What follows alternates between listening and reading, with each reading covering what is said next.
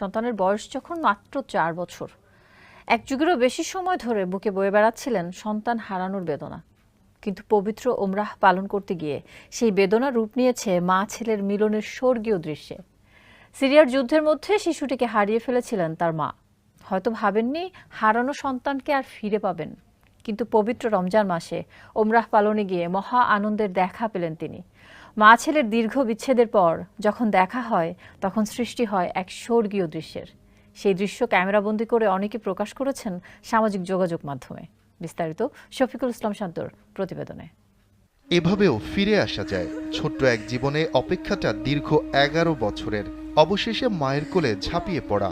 হবেই বা না কেন, কোলটা যে পৃথিবীর সবচেয়ে নিরাপদ আশ্রয়স্থল, তাই অনেকটা সময় মাকে জড়িয়ে ধরেছিল সিরীয় কিশোর সাফওয়ান আনসারি। আর বুকের উষ্ণতায় সন্তানকে জাপটে ধরে ফিরে পাওয়ার কান্নায় বুক ভাসাচ্ছে